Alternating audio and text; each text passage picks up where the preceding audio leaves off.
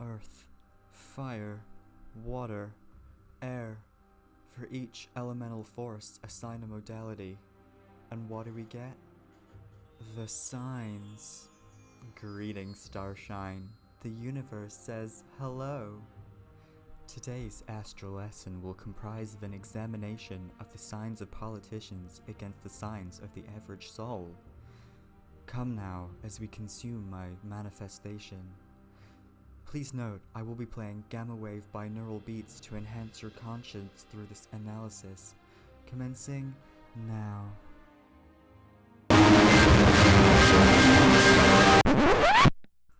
Oh, goodness me, that's enough of that.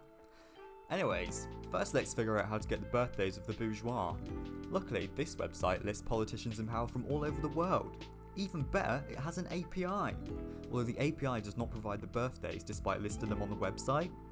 Classic Virgo behaviour. Anyway, guess it's time to web scrape.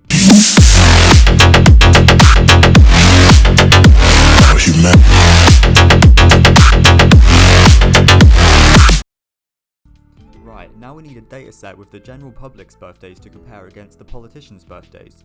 Special thanks to this website for providing a simple CSV file, no web scraping needed. Now we have the birthdays of all the politicians and the proletariat, we can find the proportion of each star sign each dataset is comprised of and plot them beside each other.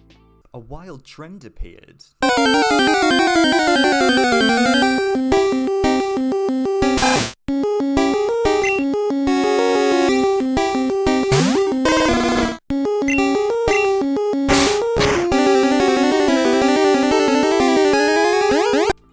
So, we see the MP's trend not matching the general public's.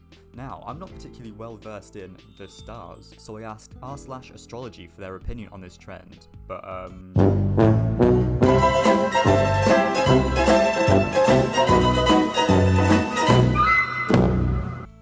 So I guess I'll have to interpret this trend through astrology memes my friend sends me because it's the only information format I regularly and reliably consume.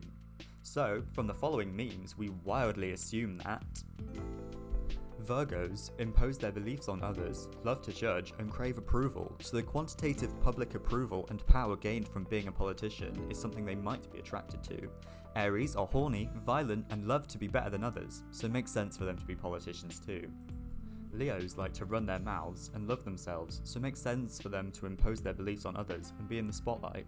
Libras apparently are really unreliable, but have a need to please, so I guess that fits the stereotypes too. Cancers are crybaby bitches. Not that there's anything wrong with that, and as a Cancer, I can attest. But they're also quite emotional, so maybe can relate to people attesting to their middle of the pack position. Taurus are uncompromising, which can be political, but they're total messes. Gemini, also very messy. Capricorn seem to have a lot going on, not gonna lie. Probs come across as untrustworthy with their lack of emotions. Sagittarius don't care about others' approval to warrant them wanting to be in the spotlight. Aquarius are weird, have a lot of emotional turmoil and are bad with people, so wouldn't make good politicians. Scorpios can't argue without crying, so could never debate. And finally, Pisces are sad, self-destructive, and not taken seriously. But what can we say about the top 4 most represented signs? There are no water signs in the top 4, which makes sense because they're all too busy crying. However, 2 of the top 4 are cardinal signs, and cardinal signs are known for leadership. Much to think about. And what can we say about the bottom 4 least represented signs? Well, we find 2 water signs, and then interestingly, a fire sign and an air sign, just like how there are fire and air signs in the top 4. Also, there are no cardinal signs in the bottom 4, which does make sense. Now let's have a look at if the representation of each sign has remained the same over time. Here we see the representation of each sign since 1996. Some interesting trends include Scorpios steadily increasing and the sudden decrease in some signs around here.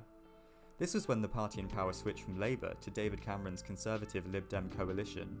This suggests the zeitgeist of what personalities are expected of our leaders does in fact change over time. Cool, let's move on. The website also includes the gender of each MP, meaning we can also see the difference in male and female MP signs. So let's have a look at that. The vibes of this graph? Astrological. Now, unfortunately, as there aren't that many women in government, it's not worth suggesting why the discrepancy occurs, because the lack of samples in the data means we can't confidently draw any conclusions. And also, gender is a construct, tear it apart! So I'll leave it there, but please feel free to leave hot takes in the comments to boost my engagement.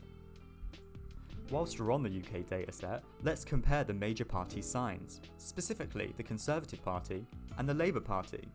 They're pretty well correlated for the most part, with the exceptions being Labour having noticeably more Virgos and Leos, and Conservatives having noticeably more Scorpios and Capricorns.